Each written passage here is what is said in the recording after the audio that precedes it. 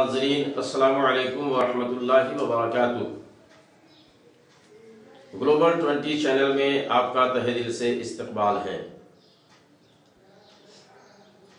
आज की इस वीडियो क्लिप का उन्वान है,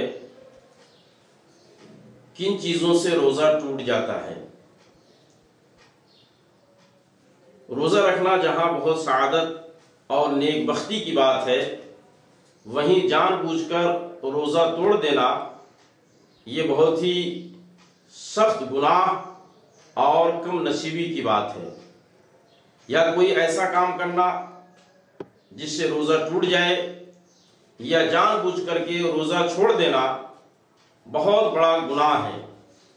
हुज़ूर अक़दस सल्लल्लाहु तआला अलैहि वसल्लम फरमाते हैं, जिसने रमज़ान मुबारक का एक रोज़ा बग़ैर उज़्र शरई के छोड़ दिया तो ज़माना भर का रोज़ा उसकी क़ज़ा नहीं कर सकता। अगरचे रख भी ले, यानी वो फजीलत और वो अज़मत जो इंसान को रमज़ान मुबारक में हासिल होती है, वो पूरे साल भी अगर रोज़ा रखे तो वो अज़मत व फजीलत हासिल नहीं हो सकती। बुखारी व अबू दाऊद व तिरमिज़ी व इब्न माजा की यह हदीस पाक है। यहाँ गौर तलब बात यह है कि जब रोज़ा न रखने में ये सख्त वईद है तो रख कर तोड़ देना तो यकीनन उससे सख्त तर है।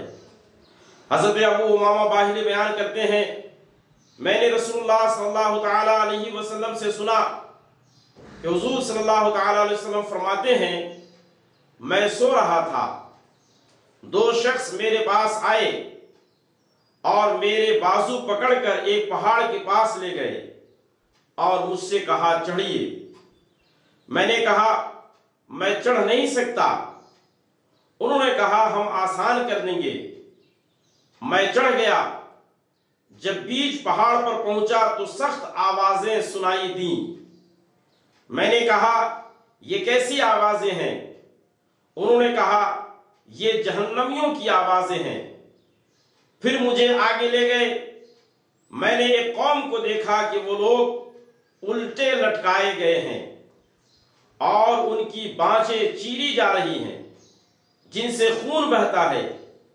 मैंने कहा, ये कौन लोग हैं? कहा, ये वो लोग हैं कि वक्त से पहले अफ्तार कर लिया करते थे। इससे पता चला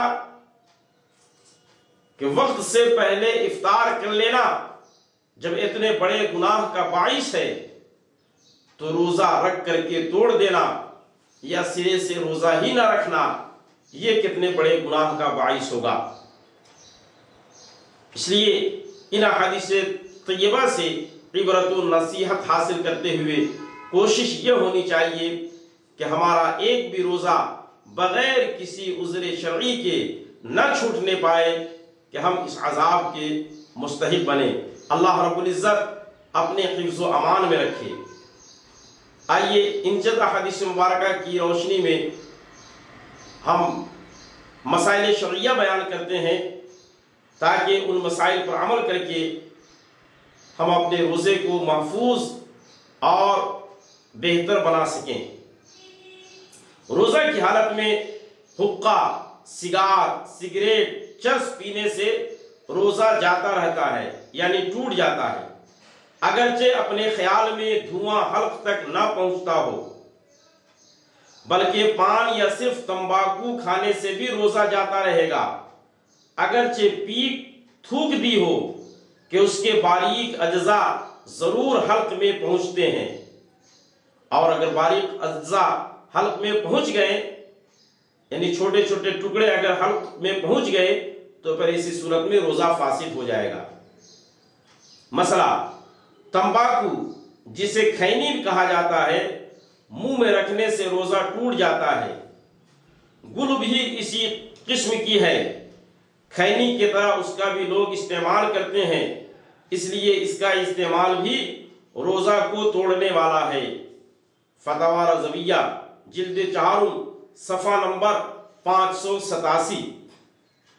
आजकल कम खानदा लोग बल्कि बाज़ उलमा रोज़ा की हालत में गुल का इस्तेमाल करते हैं اور اپنے اس فعل کو جائز بنانے کے لیے لولی لنگڑی اور بے سروپا تعویل کرتے ہیں۔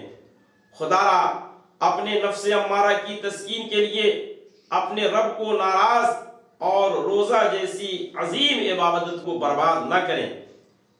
لہذا روزہ کی حالت میں گل، گڑاکو اور تمباکو سے مکمل طور پر پرہیز کریں۔